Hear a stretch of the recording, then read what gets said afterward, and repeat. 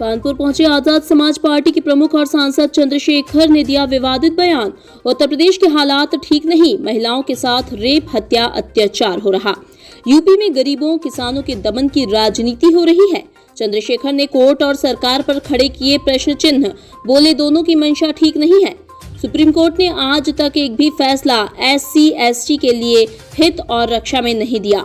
Chandrashekhar supreme court के SC/ST के मामलों में लिए गए सारे फैसले आरक्षण पर हमले जैसे, इसीलिए उनके फैसले मंशा पर शक, बोले चंद्रशेखर।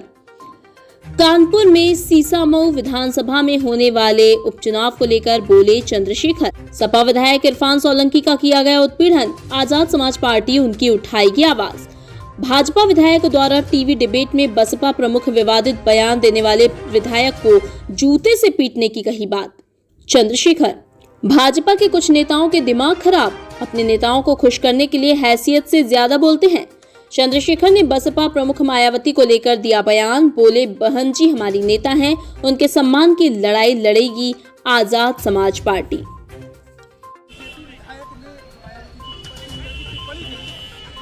उस विधायक को जूते से पीटना चाहिए।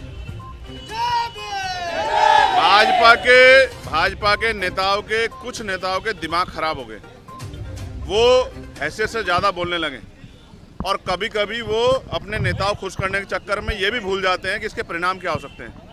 बहन जी हमारी नेता हैं, आदर्श हैं, उनके सम्मान से अगर उनके सम्मान में कोई गलत शब्द कहेगा तो फिर भीम आर्मी के लोग, आजाद समाज पार्टी के लोग उससे हिसाब किताब करेंगे। इस बात को मैं उनको सावधान करना चाहता हूँ।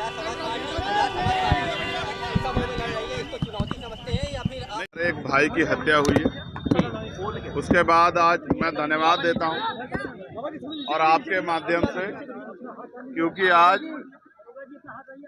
मंडल कमीशन के अध्यक्ष DP मंडल जी की जयंती भी है।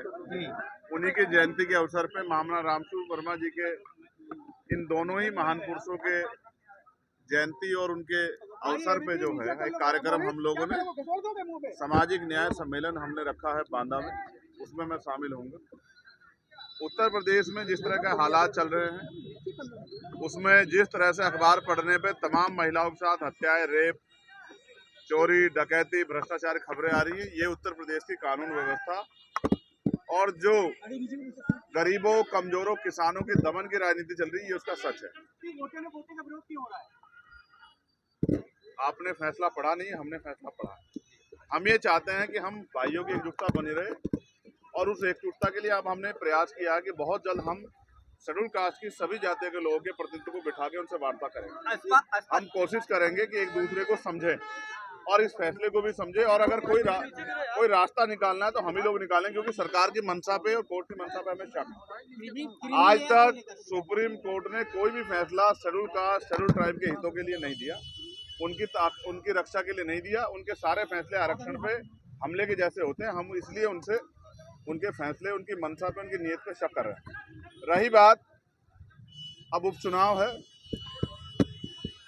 मेरा प्रयास रहेगा इरफान भाई को जिस तरह से उनका उत्पीड़न किया गया है, जिस तरह से उनको सताया गया है, ये किसी से छिपा हुआ नहीं। तो मैं कोशिश करूंगा कि आजाद समाज पार्टी के जरिए हम लोग उनकी आवाज को भी उठाने का काम करें। उस विधायक को जूते से पीटना चाहिए। भाजपा के नेताओं के कुछ नेताओं के दिमाग खराब हो गए, वो हैसियत से ज्यादा बोलने लगे और कभी कभी वो अपने नेताओं खुश करने के चक्कर में ये भी भूल जाते हैं कि इसके परिणाम क्या हो सकते हैं।